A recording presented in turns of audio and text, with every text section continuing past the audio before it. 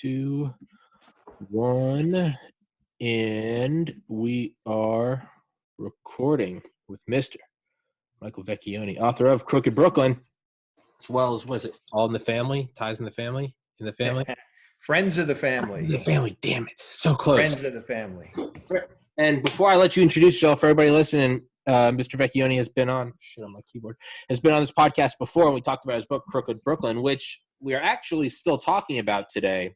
There was one section of it that we didn't get to, and Mr. Vecchione, being a genius and me being fucking retarded, didn't think of going at the probably most interesting, but interesting in a bad way, right? In the sense that the Holocaust is interesting, and it is the body snatchers. But before I keep ranting and making more of an idiot of myself, how about you introduce yourself for the new listeners and then jump into the body snatchers? Well, first of all, thank you, Tom, for having me back. Of course. Of course. I had a great time last session, and I was happy to come back and talk to you about Crooked Brooklyn again. My name is Michael Vecchione, and I was the chief of the rackets division in the Brooklyn DA's office for about 13 years. I left in 2013 when the district attorney did not win his reelection, and the new district attorney came in, kind of cleaned house, but I got out before by retiring and started writing books about the things that I had done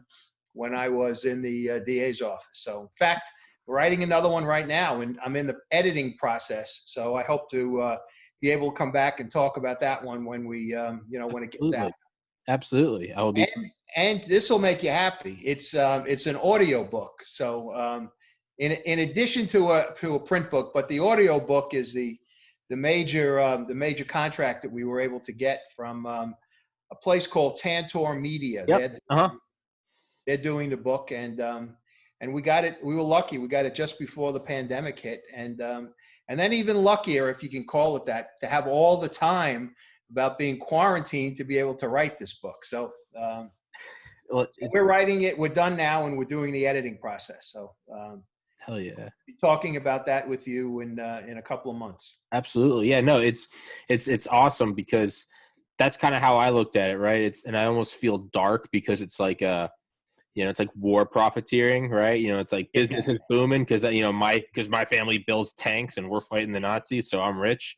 It's quarantine's terrible, 250,000 dead.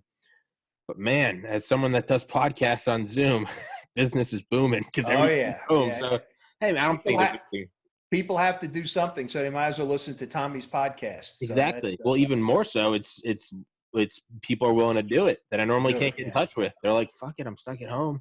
I'll do this podcast." But yeah, you'll absolutely be on for that book. But right now, Body Snatchers was a chapter in the book, but it just eerie, just unsettling, but like a train wreck, you can't look away. Right. I'll let you take it away. So give the people a briefing or whatever. Let's just go. Okay. Well, let me start at the beginning where how we learned about this.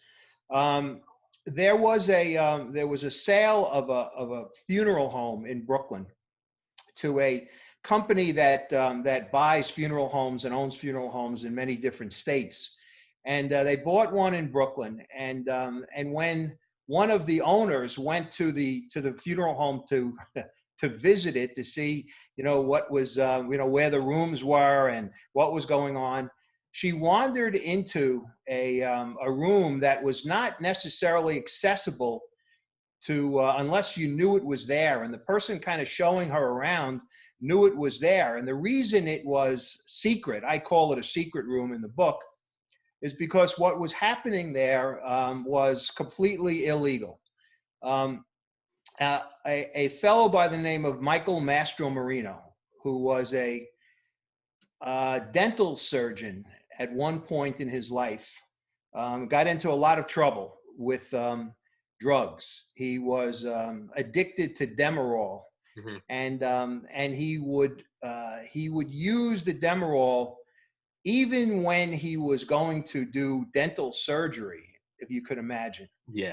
And he was able to also get some other people addicted to it as well, some people who he knew. And it was a terrible situation because one day he fell asleep in the middle of a dental surgery procedure because he had taken too much of the drug. And he had been warned in the past about this, had been was on a kind of a watch list by this was in New Jersey where it happened. And this was the kind of straw that broke the camel's back. He lost his license, and he was a prominent dental surgeon. He had written a very well-respected textbook on dental surgery. And he was an all-American boy. He was a football player at Villanova University. He was a guy who was well-respected in his profession. And when he lost his license, he basically lost his livelihood. It was all that he had been able to do and all that he did. And the problem was that he had been living very, very high on the hog, so to speak. He had a mansion in, I think it was Fort Lee, New Jersey. He had a bunch of cars, and he was just living the high life. Well, with no income now, he had to find another way to keep up his standard of living.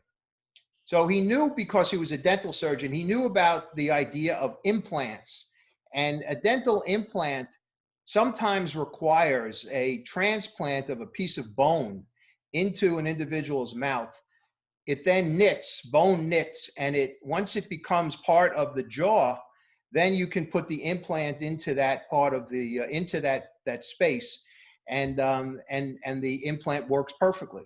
Well, the problem is that bone from humans is not very accessible. He knew that it was going to be a difficult thing for him to do, and he started out legitimately by working with funeral homes and getting the funeral homes to ask people who were burying their loved ones if they would allow him to harvest the bone so that he could use it for this implant surgery. And of course, he got absolutely no yes. They were all no's. Yeah, no take. Not going to give you the opportunity to take my loved one's body apart, etc. Yeah. Industry was also important for other places other than the mouth on an individual, because bone can be transplanted into other parts of the body, arm, leg, etc.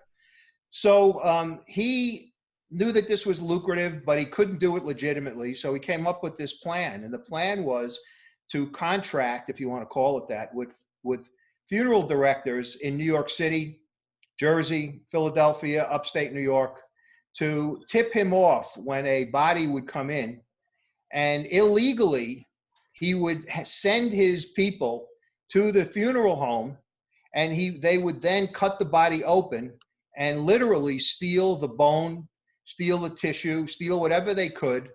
And if the body was then going to be laid out or displayed in a wake, the cutters, as we call them, would fill the body up with whatever they could find.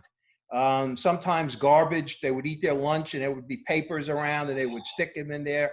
But for the most part, they also bought at plumbing supply stores PVC pipe. Yeah. And they filled the legs or the arms, wherever they were doing it, with PVC pipe, and then used the garbage and the debris from their lunch and other things to kind of to fill it out so that the leg would look like a normal leg, or an arm would look like a normal arm. And that's what that room in the Brooklyn funeral home was being used for. So the woman who bought this funeral home discovered that, and when she went into the room, she asked one of the cutters, what's going on in here? And he told her what was happening. Of course, he didn't say it was illegal. He said, we have permission to take this. And she wondered why the body looked so decrepit, quite frankly. I know the body was dead, but it really looked not like it should look if it was being embalmed. And she went over and touched the arm and the leg, and she told us that it felt like it was really squishy, like there was nothing in there. Well, there wasn't. If there was something in there, it was usually this kind of debris that they had put in. Jesus. Yes. So she then completed the sale, but when she went over the books with her attorney, they discovered that the prior owner had sold about $300,000 worth of pre-death funerals, prepaid funerals, so that if someone died, They would then use that funeral home. It had already been paid for. And then the wake and et cetera, the funeral would take place. Well, it turns out that in the sale, the previous owner did not tell her about this 300,000, which should have been in the funeral home's account for the new owner to take over and use, et cetera. Well, it wasn't. So she went to the police. She went into the local precinct, sat down with a detective, and told the detective about that, about the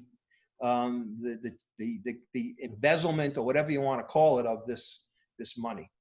The detective, as usually happens with white collar crimes, would come into the rackets division and sit with us and help and get one of our assistant DAs to help them do this case. But as an aside, when my assistant DA was interviewing this woman, the owner of the new owner of the funeral home, she told him as an aside, and you know what I saw? And she tells him about going into the room and touching the arm and hearing the squishy, seeing, and she told him about they were taking body parts. So my assistant's name is Josh. Josh came into me and said, Mike, I have this detective in my office. She's complaining about with a complainant about having money stolen. But I got to tell you, there's another part of this case that kind of indicates at this point that these people were stealing bone and tissue from the bodies or taking it illegally. So which part of the case do you want me to go with? Yeah. So I said, let's worry about the 300,000 another time. Let's go with this case. So that's how we got off on the investigation. And we soon discovered that checking with records and things like that, that there were about 1,000 or 1,100 cases in Brooklyn that were affected by this guy, Mastro Marino, and his people. So we needed more, because in each of the cases, Tommy, there was or in each of the files of these poor deceased in the funeral home was a permission slip. Yes, you can take the bone and tissue, signed by Aunt, Mary from the family. In addition, there was a death certificate, which indicated that the person died of generally either a heart attack or a car accident or a slip and fall, that kind of thing. Okay. So we immediately believed that all of that stuff was bogus. So we sent a team of detectives out into the field with the permission slips, with the permission slips really, because the death certificates we handled in another way. And we would not literally knock on the door of Tommy Carrigan's mom. Yeah. And they would say, Mrs. Carrigan, did you have a death? Did your father, Joe Carrigan, die? Yes. Well, this is your signature on here giving permission to. So she looked at it and would say, no, that's not my signature. Other times it wouldn't be, let's say, your mom's name. It would be, let's say, Bill Jones giving permission to take the Mr. Carrigan's body, right? They would say, we don't even have a Bill Jones in our family. I have no idea what's going on. Okay. Turns out that every one of these permission slips was a forgery. And what Mastro Marino did, he would also forge the death certificate. He was taking bone and tissue from people who had died of communicable diseases, HIV, hepatitis. Oh, geez. He was taking bone and tissue from people who were 95 years old and selling it to a processing company for implantation into, let's say, someone's arm or leg who needed it. So let's say you needed to have an implant, a bone implant, right? Could you imagine receiving the arm or the femur of someone who's 95 or 96 years old? It was going to last you probably never, it probably wouldn't last at all. Yeah. So that's what was happening. And what we found out as we continued to do this investigation was that if a body was cremated, they would take everything. They would take all of the bone, every bone in the body. They would take the every tissue that they could possibly take. So when the body went into the crematory, it would come out with, as we were told by one of the victim's family, she said, I knew that there was something wrong with the ashes because it was like baby powder. I expected there to be a little bit of bone fragment and this and that, and there was nothing. So they would take it completely. They would take as much as they could and then put it in the oven and cremate the body, and it would come out, as I said, like baby powder. Yeah. So the thing broke open when Alistair Cook, who was a very famous British TV host. He'd done Masterpiece Theater and he hosted Masterpiece Theater, and he was one of the people, or one of the bodies, I should say, that was cremated, but also had been ravaged by Mastro Marino's crew. And when we went to his daughter, we asked her if she had given permission, and of course she said, "I don't know what you're talking about. I didn't give permission. My father would never have allowed me to do that. He wanted to be cremated, but he never would have allowed that to happen. And I certainly didn't do it." Well, we said, "Here's your signature on here. You say you did it." She said, "That's not my signature and I never did it. I don't even know what you're talking about." Then it hit the newspapers. Once that hit the paper that Alistair Cook's was a body that was part of this whole fiasco, and that his daughter was part of this thing, then it blew up. The entire case blew up. And we went off and we had to make a decision as to how many bodies we were going to, investigate. We had so many, Tom, that we had to narrow it down. So we chose 10 bodies in Brooklyn. And what we needed to do, the next step, was to see if what we were told was happening or felt was happening was actually true. We had to exhume many of these bodies. Yeah. So we had to exhume all 10.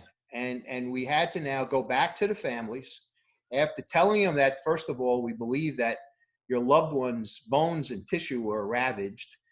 We now have to open up the grave and take out your loved one's body and send it to the medical examiner to see if, in fact, that's the case. And we did that. In fact, on one occasion, it was so horrible.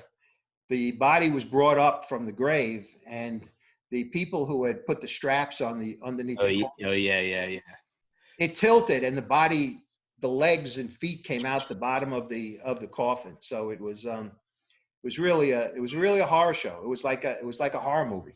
That is horror movie shit.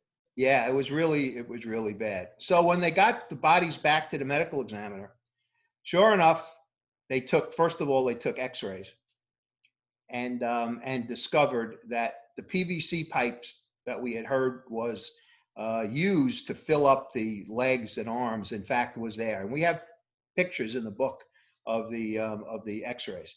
The other thing that we saw that was really macabre was the fact that in order for the foot and ankle to stay on the PVC pipe, what they had to do is they had to put a bolt through the ankle and through the PVC pipe so that the foot would stay in place, so that when it was embalmed and when it was laid out and displayed in the coffin, it wouldn't look bad. And those bolts, like a Frankenstein monster bolt, is on the X-ray that we pictures of the X-ray that we have. So I have a question. So this is already all just like, horror movie, just I mean, concentration camp level, just like macabre. But yeah, I have to ask, who were the cutters? Who are these guys that were cogs in the machine? Who are the goons that did this, that just got caught up in? I mean, at what point are you like bolting feet through PVC piping after putting your Happy Meal trash in the skull cavity? At what point were these guys like, is this above board? Well, number one, there was no specific crime for that in the state. The best we could get at the initial stages of the investigation was had to do with disposing of a body and improperly disposing of a body, etc. There was no crime for taking bone out of a dead person's body, even though there has to be permission. That crime about the permission and lack of permission was really not much of a punishment if we were able to get them for that. So what we had, so the answer to your question is no, it was not legal for them to do it because of the permission aspect. Yeah. So what we had to do is we had to fashion a RICO case, sort of a RICO case. The New York State has a law that mirrors RICO. It's called OCA, Organized Crime Control Act. And what we needed to do was to establish that there was a group that was involved in these crimes that fit, as predicate crimes in this act, and they did, because there were forgeries and there were things like that, because they forged the documents, they forged the death certificates, etc. And we were able to now fashion a crime out of using the OCA statute, which carried a life sentence. So we went from having a very minor thing like these, kind of minor forgeries of death certificates and these documents and improperly disposing of a body, that kind of thing, to a B felony, which carried or maybe it might be an A felony. I don't remember, but it carried a great many, a lot of years. I think the OCA was a B felony and carries 25 years. I'm wrong about the life, I believe. But I'm not, I've been at it doing this for a long time, so I don't really remember. But the OCA was what got us to where we wanted to go with being able to punish Mastro Marino and these two guys who were his cohorts. Now, you say, where did he get them from? They were people who he had come across during the course of his practice. He was a dentist for a while, so he had people who, and a dental surgeon, so he knew people who were in this business. And what he did was he would train others in different parts of the country. For instance, he had a whole group in Philadelphia that he was using. He had a group up in Rochester, New York, that he had trained to do this.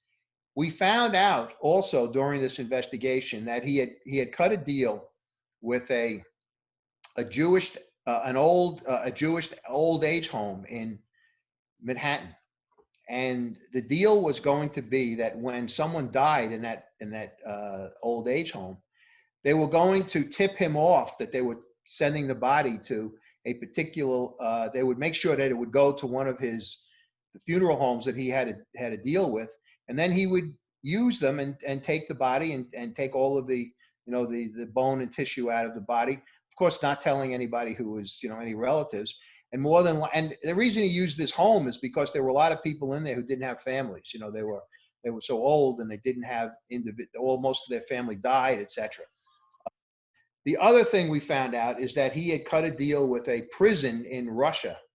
Jesus Christ. And what they were going to do was when someone died in the prison, they were going to notify him. He had a group over in Europe and in Russia to take the body to Germany, and he had a setup in Germany where he would do the same thing that he was doing in Brooklyn and other places here in the United States. So he was literally making a fortune. The bone and tissue processing companies were paying a good deal of money for bone and tissue, and you can imagine why, because it's not generally available. Yeah. Most likely, if you're going to a dentist and you're going to have an implant, they will use, a piece of pig bone, or an animal bone, not human bone. Human bone was rare because nobody would give permission to have it removed from their loved one's body.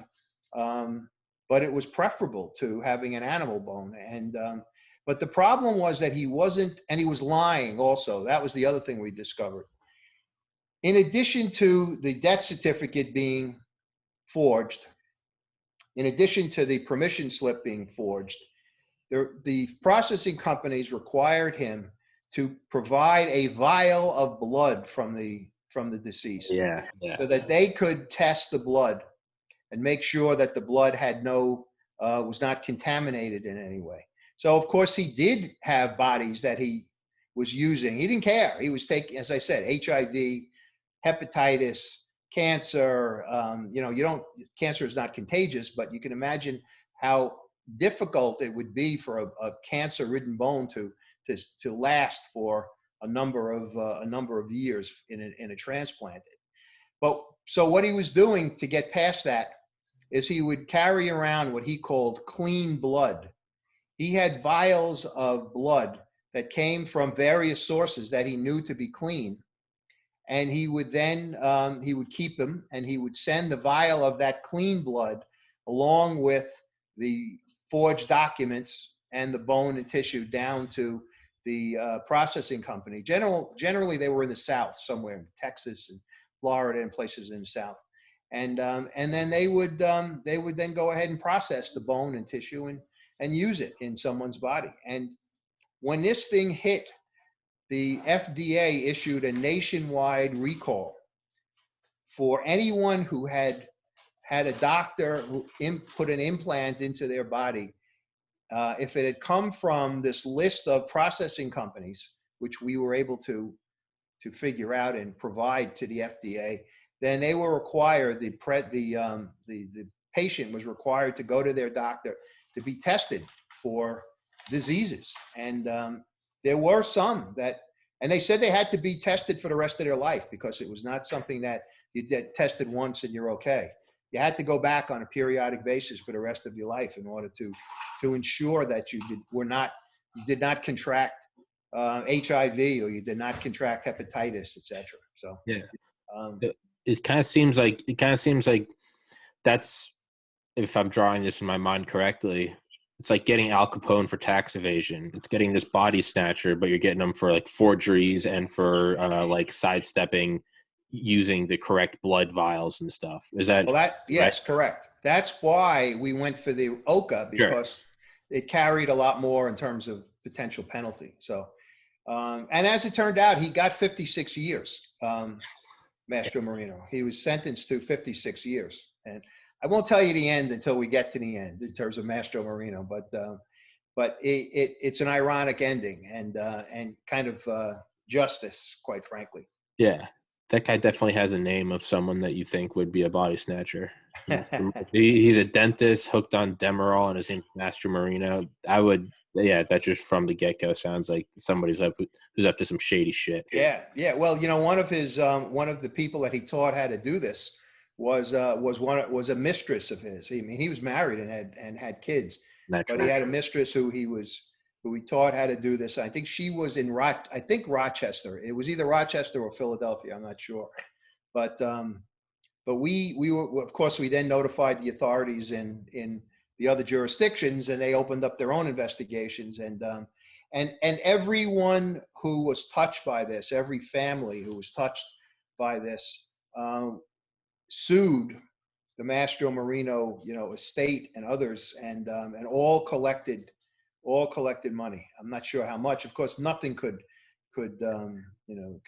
really serve them to bring back their, or to put them at peace. The money wasn't going to do that for them, So, but they did. They were able to get it. So that was at least one good thing in the whole situation that happened, So. Yeah. Now, did they have to take anybody? So like exhuming the bodies, was there anyone that they took to use for evidence? Did they get anyone that got it? So let's say I got one. Was there any examples of you guys going to someone and having it removed and looking at the DNA? We would have, but we never got that far, because first of all, we were able to make the case using the cadavers. But if we had gone further, we would have reached out for people who had implants. But it wasn't necessary for us. The case he wound up pleading guilty as opposed to going to a trial. We were able to get one of the cutters to become a witness for us. We turned him, and he got a deal. Not the greatest deal. He got time, and he had to do time, but it was certainly less than 56 years. And the other cutter went to trial. He put us to the test, and we convicted him, and he went to jail for a significant amount of time as well. The interesting, the thing about this that also struck me is that I've done a lot of cases. I've done a lot of trials in my career. The interest by family members for this case was beyond anything I had ever seen. Yeah. They were in court every single day. And I'm talking about, more, and it's not like one person showing up. It was members of the family of almost every one of the victims that we chose to use in this case. Used to show up, and then they would have their family, and the courtroom would be packed, with victims' families who were interested in seeing what occurred. And on the date of sentence, they were all permitted to make a statement, to the judge, and nobody turned us down. Everybody wanted to say something, and it was heartbreaking. I mean, heartbreaking, thinking that their loved one had died and was at peace, and then knowing that they had been ravaged, the body had been ravaged, was something that it was very difficult for each of them to handle. So it was a case that I will never forget. When we locked up or announced the indictment of Mastro Marino and the two cutters, we had a press conference at the DA's office. I have never seen a press conference like this. It was covered worldwide. Yeah. We had so many reporters that we had to use several rooms in order to hold the reporters, and it was broadcast. It was broadcast around the world. There were people from notifying our press office that they had seen it, in other countries. So it was an unbelievable case. It really was an unbelievable case.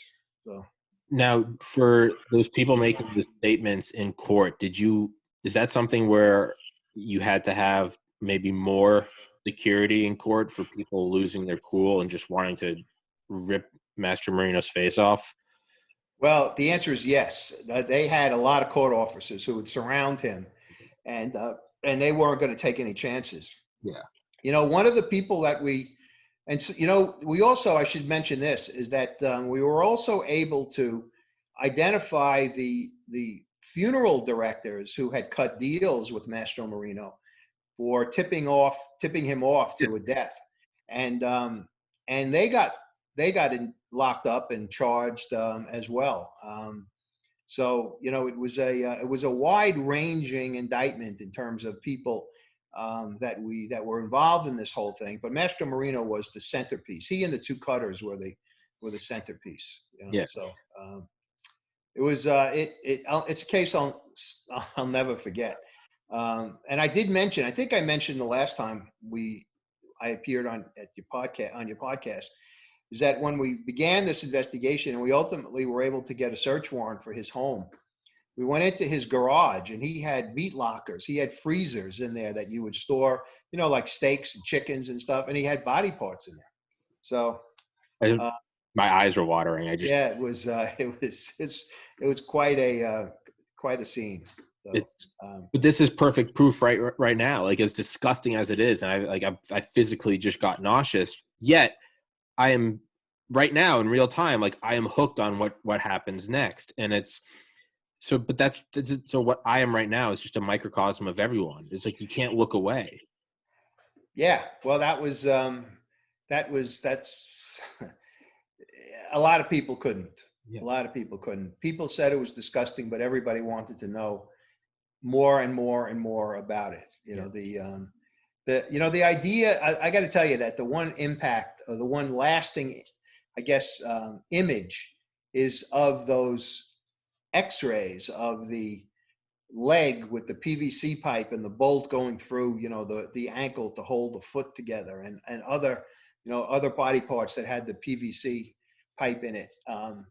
Those, I don't think that this guy would, I think that a jury, if we had tried this case, a jury would have been out maybe 5 minutes before coming back with with a conviction. It was that kind of case, and it touched the nerves of everyone who was involved in the case and everyone who heard about the case. It was it was the kind of thing that, I've never seen anything like it, and I've never seen anything since. I've never seen anything before, and never seen anything, since.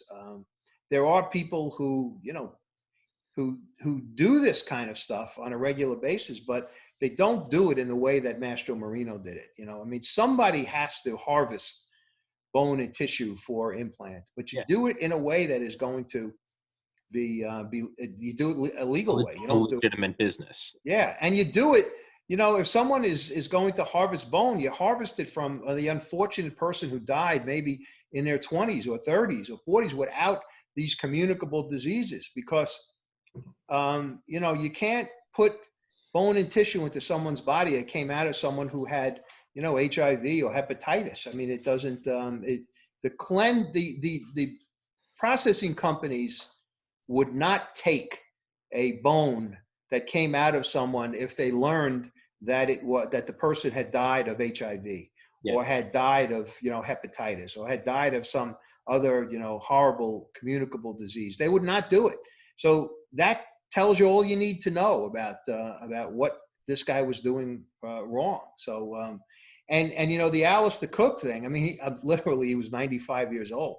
So I can't imagine getting his leg or leg bone, femur or tibia, or whatever it is, and having it implanted into my body when it has already spent 95 years on Earth.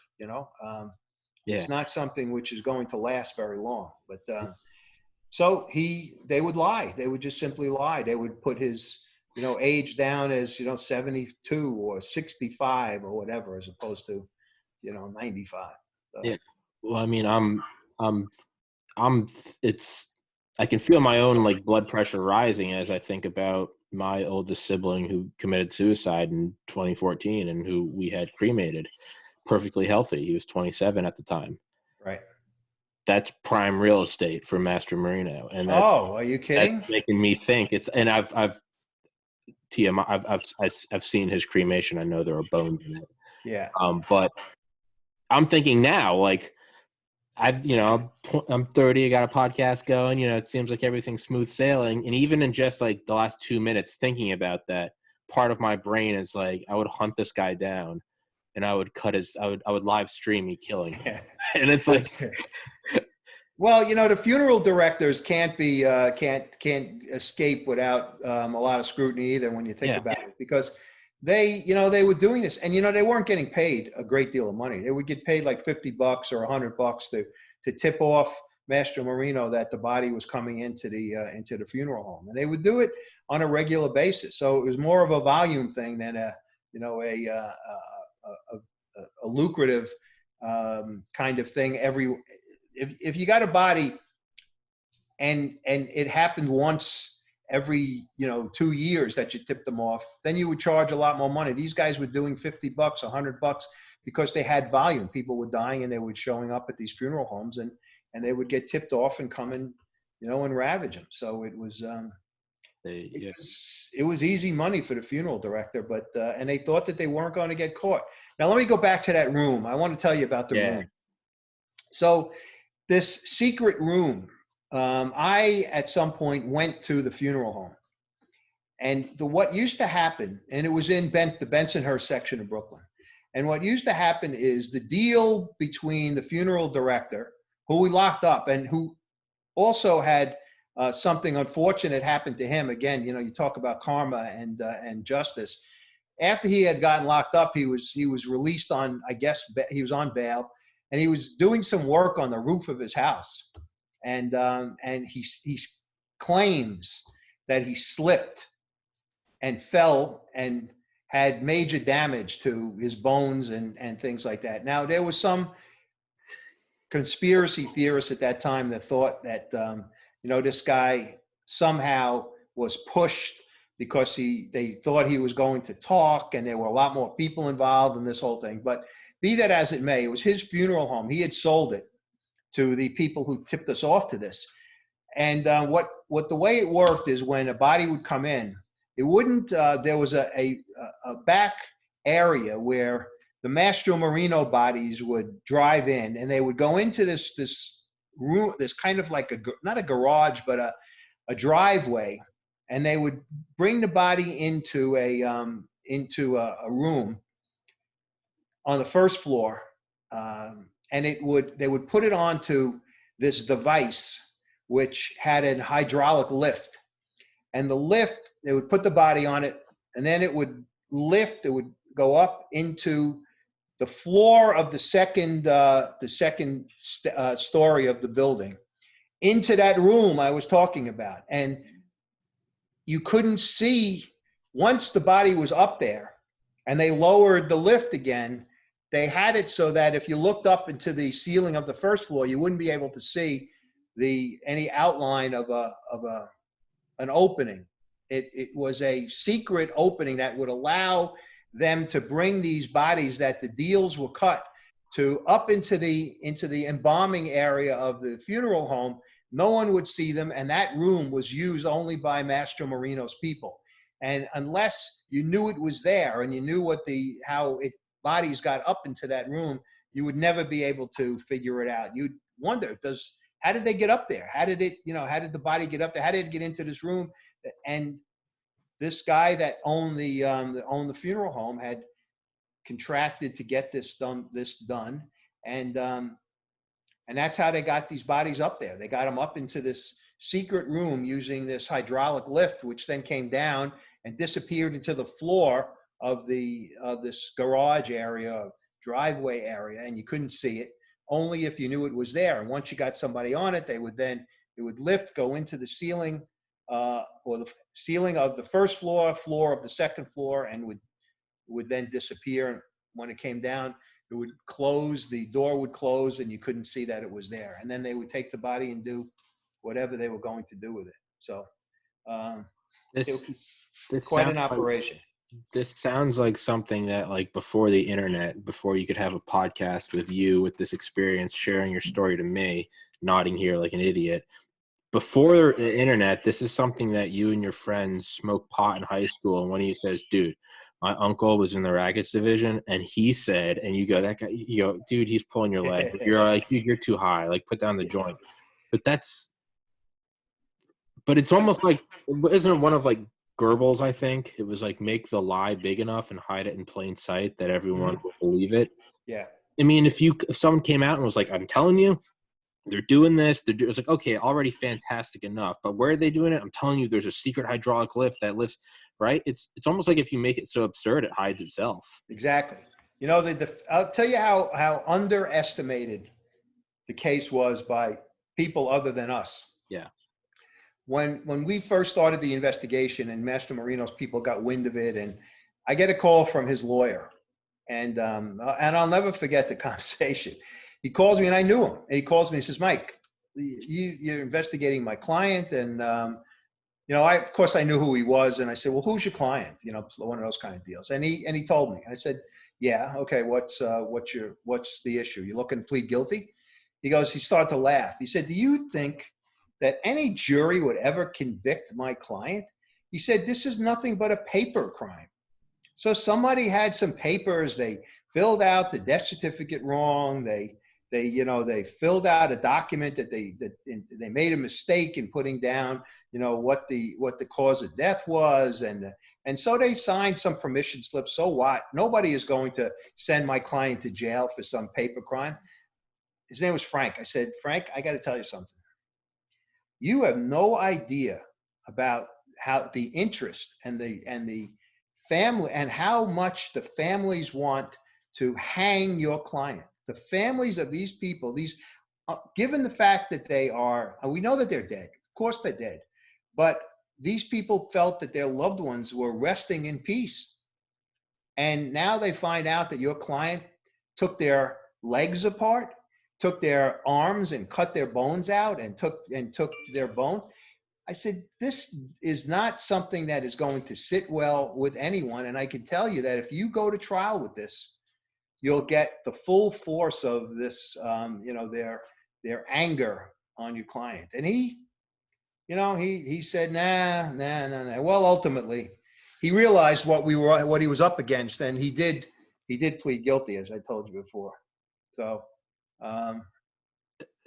it's just he just could not believe it. And Master Marino was, I have to say, I think he was very arrogant in the beginning when he would come in and try to sell us on the idea that he wasn't doing anything wrong.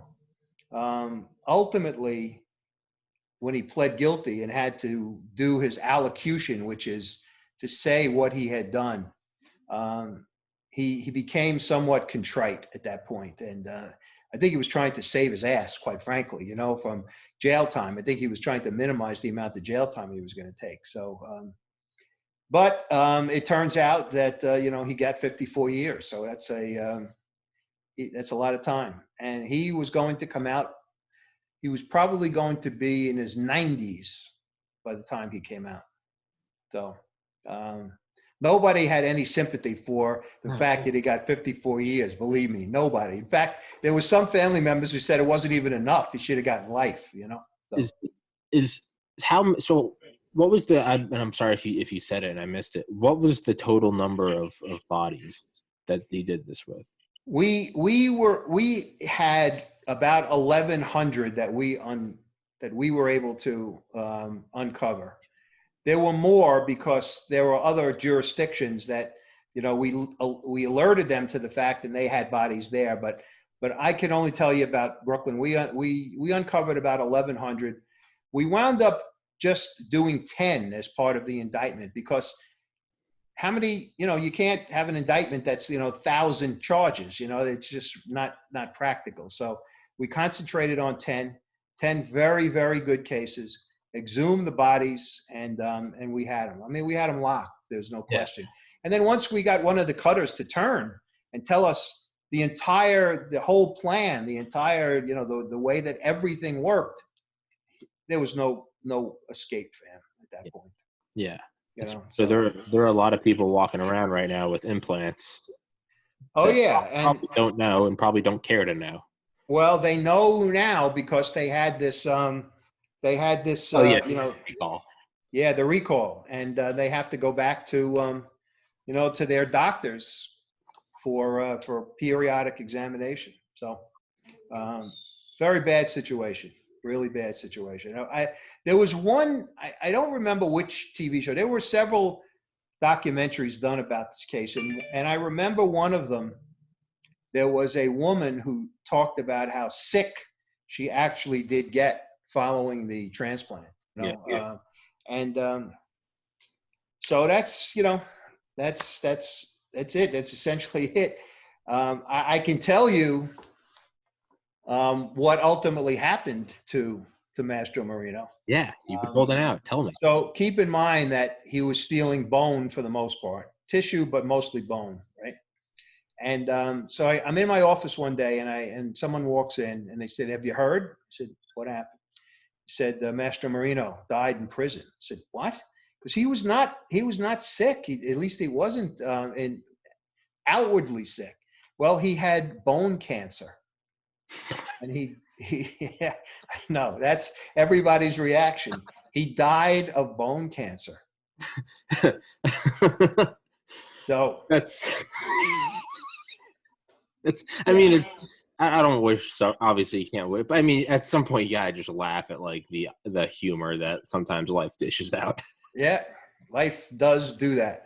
I got to tell you one other little story. After the case was over, as I said, there were bunch of TV shows that were looking to do documentaries on this. And I get a call one day from a TV show, and I don't think it's on anymore. And it was something like I Married a Monster or something of that nature. And I found out what the show was about, and it was exactly that. It was about, a family not knowing what kind of person they had as their husband and father. So they told me to come to a particular studio. I go to this studio in Manhattan. It was kind of a decrepit little studio, and it was in the back of kind of on the first floor, but in the back of the first floor lobby area, and it was nothing to speak of. And I walk back there, and there's this Coke machine. I'll never forget this: a Coke machine, a couple of sofas, and a chair in this kind of really rundown area. The studio itself was the next room over. This was kind of like the green room, they said, right? So there was this woman sitting on one of the sofas, and I walk in, and I nodded. I say hello, and she said, "You're Mike Vecchione, right?" I said, "Yeah." "Who are you?" She said, "I am Barbara Mastro, Oh yeah. Barbara Mastro Marino." I said, "Oh my," to myself, "Oh my God. Now I'm in this little area where I can't go anywhere with the wife of the guy that went to jail for 54 years and then died of bone cancer." You know what she said to me, Tommy? She thanked me. She said, "I want to thank you for what you did for my family." She said, "Because we had no idea that he was such a monster." Yeah. And my family and I have had to live with this since it came out. And she said, "I changed my name. She said, my name is now Mastro as opposed to Mastro Marino." She said the only person in her family that did not feel that way and still kind of loved the husband, loved the father, etc. He was still alive at that time. Now that I think about it, because her son was in the studio being filmed about his story, and her son, she told me, would go visit him in jail and was never able to really accept the fact that his father was such a monster. And so she said to me, she said, "If you don't mind, when he's done, if you could just simply kind of, sit over there and don't tell him who you are," because I didn't know the kid. She said, "Because he'll get very upset and probably very angry at you." So I did, and I did what she said to me. What she asked me to do, and the kid came out, and they left, and then I went in and did my thing. But that was a bizarre ending to a bizarre case. I have to tell you. It was meeting the wife, and she stuck by him in the beginning. Every time he was in court, she was there, and she didn't believe it for a long time. I mean, she just didn't accept it, and then finally her eyes were opened, and she realized what kind of a monster this guy was. So Yeah. I mean, I can definitely see at first like sticking with them, be like, this isn't the person I love, so like I'm gonna help this person I love through these yeah. bullshit allegations, right? It's Yeah, absolutely, absolutely. And she was, she had lost her entire life had gone down the tubes at that point. They lost their house because the house had to be forfeited to to pay pay all the shit. pay Yeah. off all of these, these victims' families, and she suffered a great deal as a result of this thing, and she had nothing to do with it. She didn't even know. First of all, she didn't know about the mistress. Okay. And no, yeah, she had no idea. I mean, that all came out during the course of the investigation and the preliminary proceedings and things like that. And she certainly didn't know what her husband was doing. I mean, she had no idea that he was doing this stuff. She just knew that he had provided for her as a dental surgeon. Now he was providing, as God knows what he told her he was doing, as far as this stuff is concerned. He probably said he gotten permission from all of the families to do this stuff, but she really had no idea. And clearly she never went into that garage and opened up those, they were all locked. So those meat lockers, she had never gone in there to see that, because she wasn't going to make, leg of person for dinner, so. If if someone in your family ever starts putting industrial meat lockers in your house and locks them, something's up. I think that's a pretty fair rule, right? Yeah, although I Well, have to say in her defense, Tommy, is that they didn't look like anything other than what you would have in your basement if you had, you bought steaks and chicken and burgers and stuff and kept them in a freezer. They didn't look any different than that. They were, sure. those white freezers, Yeah, that low white yeah, freezers, and yeah. Pull the the top. top comes up. Yeah, yeah. So How many did he have? I don't remember. He had That's several, but I don't remember. I just don't recall. that's So where it gets a little hairy. Yeah, I know what they are. Yeah, we have one at our lake house. You go yeah. hunting, sure, you got to put your shit in there. Yeah. So Yeah, if you were, if you walked in and she saw them, I don't think that she had access to the area that we ultimately found these things in. But she claimed she knew nothing about what was going on, and quite frankly, she had no reason to lie to me at the end, as far yeah. as and this stuff is concerned. So, but justice was ultimately done, and it didn't take very long for it to get done either. He was in jail only a few years before he died. So, So he must have had bone cancer before he went in. Which is just the most ironic thing ever.